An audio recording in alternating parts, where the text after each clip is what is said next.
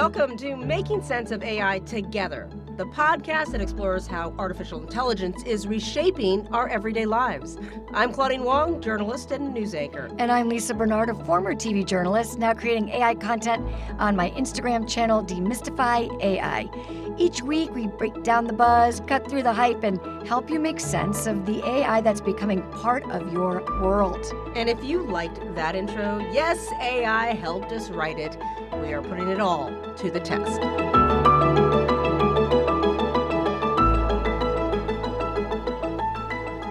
Hey everyone, thanks so much for joining us. We're so excited to have this conversation today as we kind of tackle AI and education. Yes, we are so lucky to have Erin Schneider with us today. She is the advisor of the journalism program at Redwood High School, which has a top 10 school newspaper in the country, and she's also a scholastic media advisor, really pursuing the cutting edge of AI in education. Erin, thank you so much for being here, and tell us about kids, teachers, society using AI responsibly in education. Thank you so much for having me here. Yes, I'm really excited to talk to you about, what I've seen in my classroom, how my students are using AI, and also just to hear from you. I know you both have daughters who just graduated from high school. What does that look like for them? Maybe you saw their trajectory change in the last few years too. So really curious to hear how it is to be a parent of a high schooler who experienced AI in their last few years. Yeah, well, It's been challenging, right? Because there's this idea of cheating, and are these students cheating, and are they going to get in trouble for cheating, or should they be embracing this amazing new technology, this new tool that the world is embracing and they need to be prepared for in their lives versus this stigma attached to it? So how do we navigate that? Yeah, that's a really great question. And I think the first thing that schools and oftentimes teachers think about is, wow, where are we going from here? Because everything just changed. Two and a half years ago, our English department said, wow, everything is now upside down because kids aren't needing to learn how to write the 5-paragraph essay in the same way. They're not reading in the same way. What does that look like? This is why AI literacy is needed in schools, right? Kids need to know how it works, why it was made, what could go wrong, ethical considerations, all guided by an adult. Yeah, and I think that's where I think the challenge is, right? It already feels like kids know more than the adults when it comes to AI. They know how to manipulate it. They know how to navigate it. They may not be using it for the right reasons. And I think that's why that stigma is like it's just all being used to cheat and go around education and cut back from it. And I think, I don't know, what I'm wondering is there enough training, is there enough understanding to help teachers and educators get to this point where they're like, okay, here's the big picture of it? Because a lot of, this podcast is just about trying to make sense of it in our everyday world, much less in the classroom. And then how to really, I feel like it's going from kindergarten all the way up to higher education and advanced degrees to say, how are we truly going to monitor this, and how are we truly going to wrap our heads around it when we haven't actually wrapped our heads around it yet? It's a great question. As far as, is there enough training? Not yet. This just came out of nowhere. And so 2 years ago, when we were first faced with this idea that our students were able to just plug in the prompt and spit out an essay, we didn't have a policy at our school district. And so I was just able to say to my students, okay, let's get real. Let's talk about the elephant in the room. How many of you are using AI? And you're not in trouble for doing it, but I'm here to learn from you. It was a 10-minute conversation. And by the end, it was really funny. People were admitting the ways that they had gone wrong. And we were learning together about, what we wanted our journalism policy to look like. That ended up being a really helpful tool for us to craft our own policy that the kids then adhered to. And if somebody decided to sway, or stray from that, our community kept them responsible. So I would say, yeah. What were some of the things that you guys worked out together? Yeah, so at the very beginning, we said, it doesn't seem ethical to do some of the things that we know we should be using our journalism brain for, such as digging into data and looking at numerous sources. We know that the way that AI works is very one sided. And so, the data that we would find perhaps would be only orchestrating one portion of that story. And so we decided that we would never use data that we found from AI, but that we would fact check constantly. We also decided that if you ever had to cut and paste from a chatbot or from ChatGPT, that was not allowed. So, you could use it in ways to come up with interview questions, perhaps. You could also use it to ask, okay, how do I write an AP style here? But as far as, writing the pieces for you and even crafting the interview questions, we said that seems a little skeptical. Yeah. Do you think that though what you're doing in your class, specifically because it's journalism and it is a different kind of curriculum, right? That I don't know, and obviously correct me if I'm wrong, that but you have a little more latitude in how you design that class and where you go and what you do versus, the math, the algebra, the English lit, where they have, especially an AP class, where they have to stick to a certain very specific curriculum. How you say, okay, it's okay, you can use it here, because are you sure that it's okay that you can use it there or here, or where you draw the lines? Are you hearing from your fellow educators going, I don't even know what to do. I know they're using it, but I don't know how to kind of navigate that space. Yeah, I think what you're asking is perhaps what is the goal? What Yeah. is the goal of our education? And so, no matter the subject that you teach, how are we being intentional about learning? So, of course, that looks different for math than it might for English as far as the outcomes are concerned. But who do we want students to be? We want them to be able to, learn and to demonstrate their learning based off of inquiry. Traditional classrooms are oftentimes like a sage on the stage, but maybe that doesn't need to happen anymore. So we definitely want that student agency in the work that they do, no matter the class.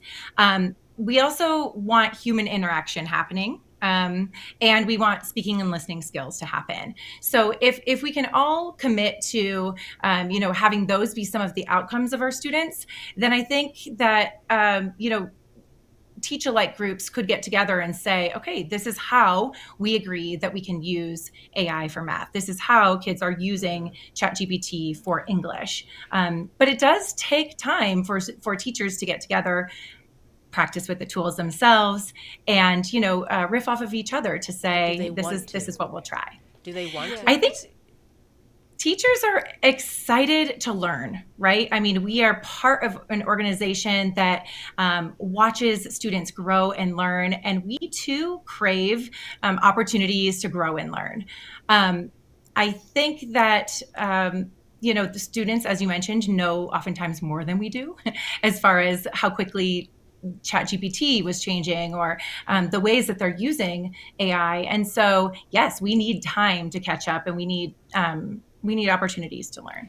I spoke to a futurist who, this is sort of visionary guy, and it blew my mind. I thought this would be so exciting to be a student today. He was talking about, what we want to teach is critical thinking. That is the goal, right? And so an assignment might be write a essay on Romeo and Juliet, a book report. Like back in the day, we did a book report, right? And it's the intro, the body, the conclusion. And it's not really about the plot and the metaphors. It's really how does the student's brain process and have critical thinking. So he was saying, for example, a teacher could embrace AI and say, please use AI. I am requiring you to use AI. Pretend you are Romeo and the chatbot is Romeo's father, or sorry, Juliet's father. And Romeo now needs to talk to Juliet's father and impress him and plead his case, or all the things. And then the teacher could say, show me your prompting. I will give you a grade on how you prompt it. That is critical thinking. but it's so much more exciting, dare I say. I mean, not that book reports aren't exciting, but it's so much more current and aware of the world and aware of the tools.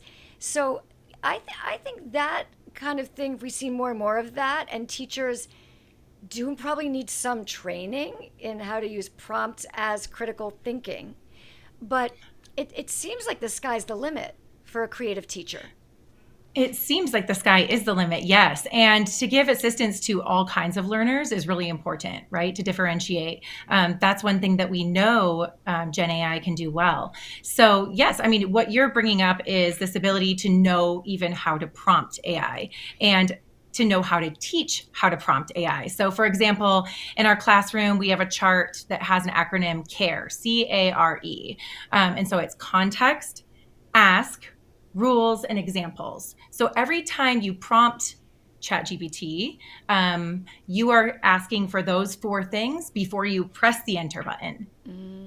That's interesting. And yeah, so little tips like that, posters on the wall, things that we've all tried and we commit to are important for the class to adhere And to. I don't want to be a rain cloud because I feel like there is like, but I feel like the rain cloud in this conversation, only because I think what teachers do is amazing. I have teachers in my family. I have good friends who have taught for years, and the dedication, what you take on, and especially teachers who are at the bare minimum spending their own personal money for pencils and supplies, and what the pandemic showed us was the digital divide and all of these things and challenges that teachers are facing. I guess for me, in the context of what both of you guys were talking about, it sounds great, right? This is a great way. AI isn't going away, so the goal of critical thinking and schools should be to teach how to enter that space in a responsible and thoughtful way. I guess I just can't wrap my brain around how that's going to happen in terms of just watching how hard it is. Any kind of public instruction that has changed over the years has been kind of mind-numbing and mind-blowing for, how you implement that and whether the veteran teachers believe in it and whether they're like, this is ridiculous, and how every industry, not just education, is kind of overwhelmed. That's the part rainy cloud for me, is that what is the path, and how, is it individual teachers who will create and have these conversations? Is that the impetus to say, yes, it'd be nice if everyone could solve this and you could get a curriculum drop down to tell you actually how to do this? Or is the impetus on individual teachers and school districts to say, hey, we're going to really value this and we're just going to take the lead and try to be proactive here? But those students are going to be left behind if those teachers don't prepare them for the future. Oh, yeah, absolutely. But Absolutely. Yeah, there's a real inequity in the schools that just shut down AI, in the schools that say, we are going the Luddite route. We are not allowing ChatGPT, because then some students go home and they have those resources at home and others don't. And some now know how to navigate and have experimented, and then others don't. So it's definitely something that school districts have to embrace if they want an equitable learning experience, not just for now, but for the future. And also it's something that our state has mandated. So, not only do we have literacy, media literacy laws, but now we also have AI literacy laws.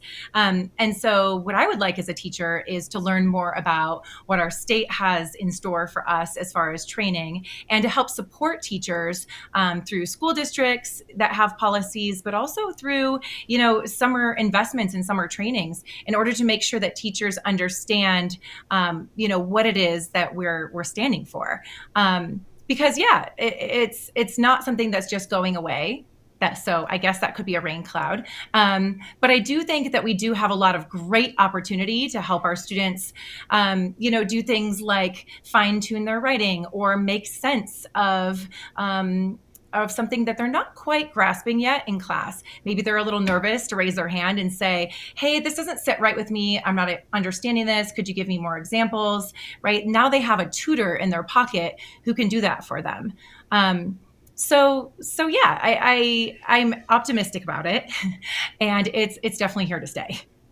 So I'm jumping ahead to college. I have two kids at Ohio State, and they have just announced AI fluency is now a requirement for graduation. So starting with this freshman class, which I have one, all graduates will have to have AI proficiency, fluency. These are the words they're using.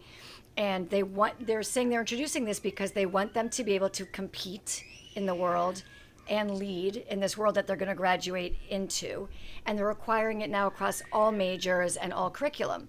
So, I'll have to get back to you and see how that works out and what those teachers, to your point, what kind of training are they going to have? These are longtime professors who are suddenly going to have to, make AI part of their curriculum. But I think that this push to have these students ready for the jobs that are going to be available when they graduate. This is a tough graduating year right now, right? And so if we can get these students ready for the world, it's, I think it's so important for this education system.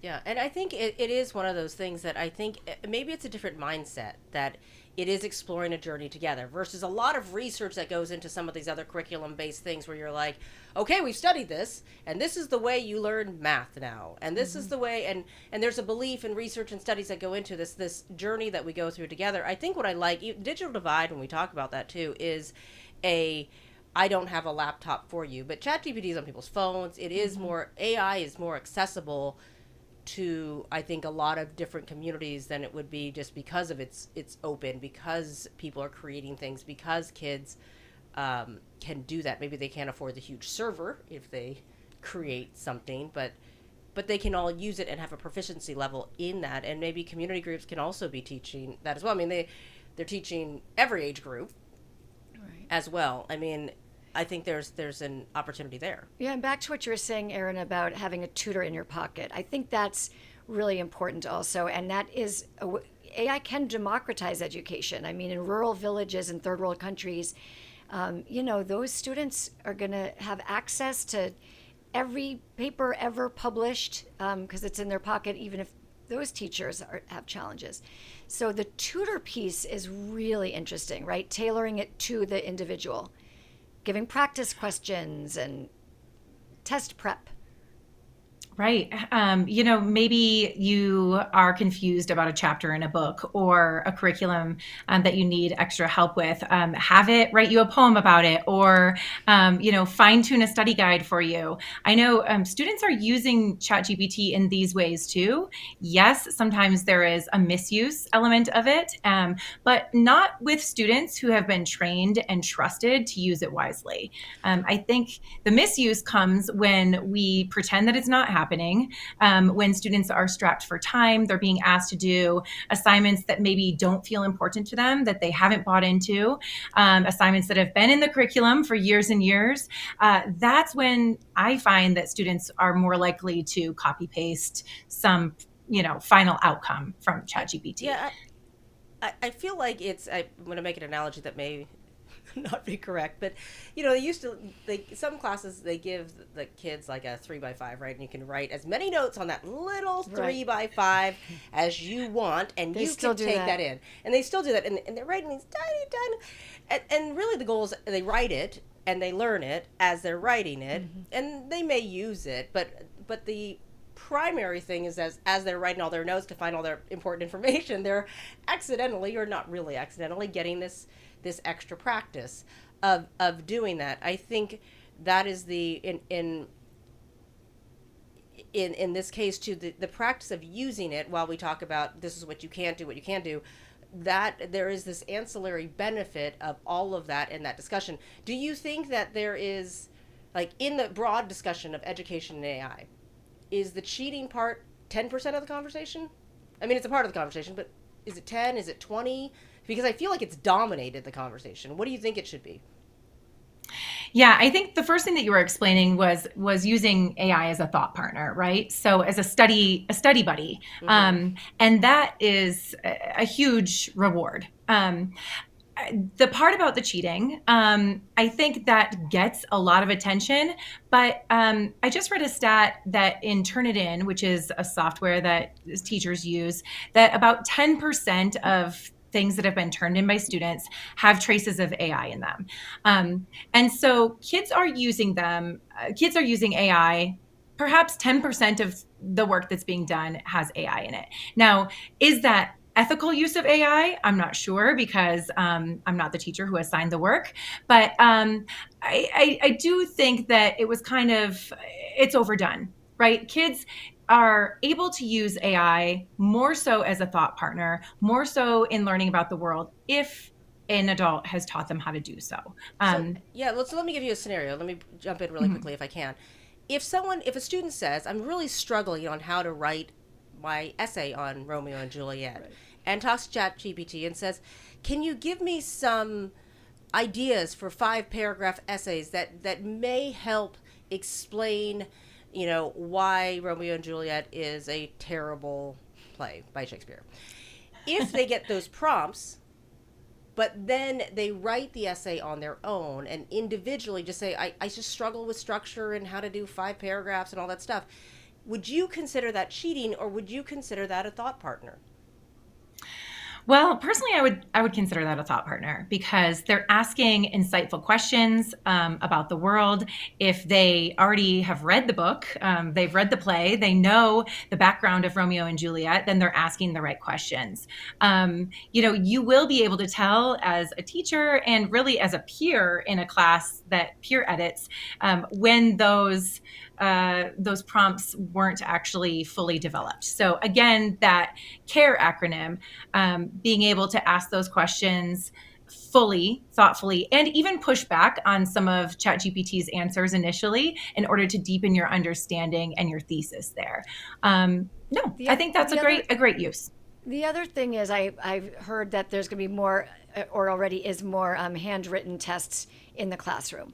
And so tests and papers, now we're back to the blue books. Do you remember the blue books?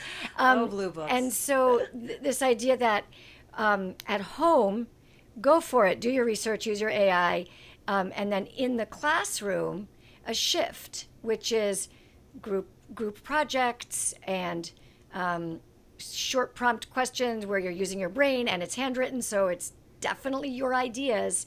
That's a really simple way to test that it's your brain and not AI, right? Just good old handwritten answer. Right. Yeah. So to prepare students in the age of AI, I think we will really see a lot more assignments that have to do with oral rhetoric, listening skills, human interaction within the classrooms. And also some ideas surrounding student agency. If the student is really curious about what they're doing, this is going to be a piece that really shines. If it's just answering an old catcher in the rye question that the teacher formulated, they're probably turning to ChatGPT for that. I love the reframing for me of the thought partner part of this. Yeah. Because it is making me change kind of it. Because if you go to an adult who's applying for a job and puts their resume through AI to say, hey, can you make this resume fit this job description better? Mm-hmm. If someone, prospective employer puts that through an AI, they might see that you used AI. But if we take it as a thought partner out and say, well, is that so terrible that I just wanted it to make sure that it really fit, and instead of asking Lisa or Aaron, I just asked ChatGPT to help me make this. It doesn't change my experience. It doesn't change what I bring to the table. It just makes it a little bit better. So when you ran my resume through AI, which we know many companies do, that it flagged it correctly. Like if you maybe break out of you're cheating a system and look at it as how it makes you better understand the system, I think that is a definite shift that I don't know if it's quite happened, but maybe happening. Erin, also, will you tell us a little bit about hallucinations and digital literacy, AI literacy? How are you teaching students to identify deep fakes and fakes? And sources that are inaccurate, right? Because they have to obviously and can you check. Teach me? Yeah. No, I think, we could have a whole nother show on this, but I am, that is really a growing concern, is that AI is inaccurate at times. Right. Yeah. The hallucination part of it is actually really scary, and the fact that a lot of the content coming out reinforces terrible ideas about race, about gender. That's really scary, especially in the world of journalism. So something that we've committed to as a class, as a journalism group, is just that when we are asking ChatGPT for ideas or we are mining the internet, we're looking at the sources that are referenced. We are clicking on those sources, and then we are comparing those sources to other places that we have searched on our own. So, for example, if we're looking for, let's say, data, maybe it's crime numbers in Marin County, and we ask ChatGPT and they pull up a source. That source might be, one place that we look, but then we're going to make sure to compare it to other places that we Google ourselves or that we know to be true from conversations we've had with the chief of police. So we're So just it's kind still of, two sources. Claudine, it's, Yes. what we've known for years is still a thing. yeah. And of course, to identify deepfakes, that's really scary, right? I think we're all challenged with that, especially when we're flipping through something like Instagram so quickly and we see a video. Do we believe what we see on TikTok immediately? That's something that has to do with media literacy that we talk about incessantly for 3 years straight. Don't believe everything you see. Pause, ask why, take it slowly before you share. Make sure that you check those 2 and 3 sources as well. Have you So just seen slowing down, really. have you seen a change in your students over the years? Like I find that, kids at the emergence of Instagram and some of these other social media sites learned as everyone else kind of learned and kind of got caught into some of the um, pitfalls of it. And then even kids 3 years younger than them, they were like, "Oh yeah, I got it. That's fake. That's AI." Or that you're seeing as your kids come through there how just baseline literacy they are because of their exposure. The kids who are in fifth grade won't remember a world without AI. It'll just be, I was saying, I'm like, these kids are going to go, wait, what do you mean or their kids, I should say, would be like, you guys drove your own cars? Like, what? I mean, it's so fast, it's so quick for anyone who's getting introduced to it at this moment. Are you seeing that change through your kids? I'm seeing that the attention span is a lot shorter, for sure. When it comes to asking students to read something, that's difficult to do because we're used to reading just a quick blurb and then flipping our thumb up, and all of a sudden we're on the next quick blurb.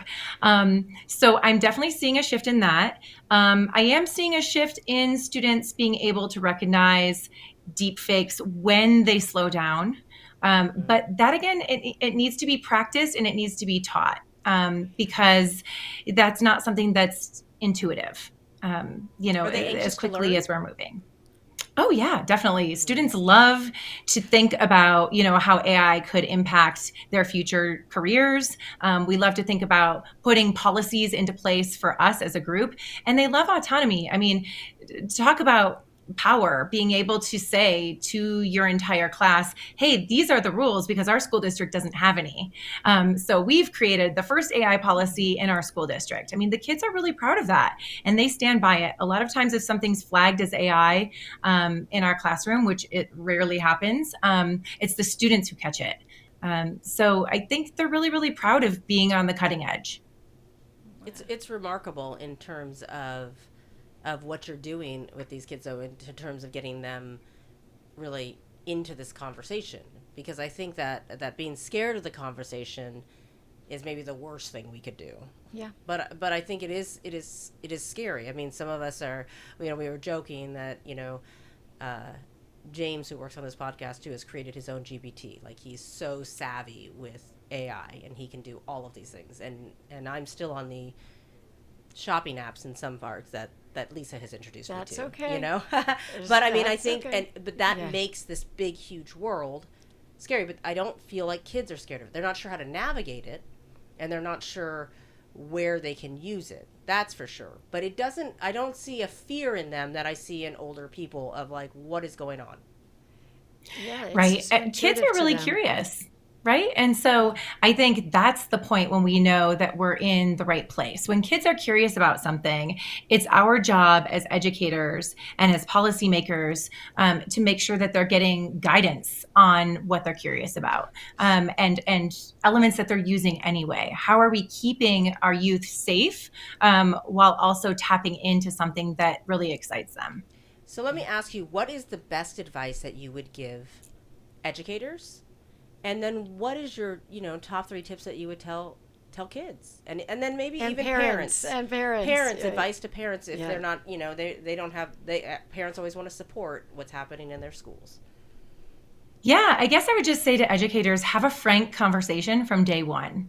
What does this look like for you all? And tell me what you already know about ChatGPT. Why was it created? How does it mine its data? So maybe just having that conversation with your class, and letting them open up to the ways they are using it, and then come to a community acknowledgement of how you and your class will be using it and won't be using it for the year. And those, of course, can always change as the times change. So I would say that would be my number one piece of advice. For parents, I would say allow your kid to make a mistake. Right. So there might be a time when your student feels like they don't understand the content, or they run out of time, or frankly, they just get lazy and they would rather go to the mall and they use ChatGPT or AI in an inappropriate way, and school comes down on them. Right. And says, hey, we can't accept this. And that's okay, right? It's these times, your middle school, your high school, this is supposed to be a place where you're allowed to try something and fail something, so that when you get into the real world, you know how to function. And that there's forgiveness and there's learning that comes from that. For But parents, I you would don't have say to cover it for up. college age students, read your curriculum and know your policy, because Mm-hmm. each professor has a different policy, in my kids' experience. And there's no, obviously no parent there forgiving you. And those schools are pretty tough about it. So definitely know each professor's policy, because they're different. Mm-hmm. Yeah, I would also say too, for students and parents alike, make sure that you have the time that it takes to do the work that you want to do, right? Because we're so crunched for time, and kids are trying to do so much, every extracurricular, jobs after work, sports, that I understand. I'm empathetic to the reasoning. This is an efficient way for me to get my work done. Something that maybe a teacher assigns that I don't really believe in. I get it. I get why they would turn to that. But just slowing down and taking the time to understand, what is it that you want out of this course? Why did you take this course? What is it that maybe intrigues you about math, even though maybe you're not the best math student? Finding your little niche, and being able to really slow down and work within that niche, is, I think, the best piece of advice I can give a student or a parent.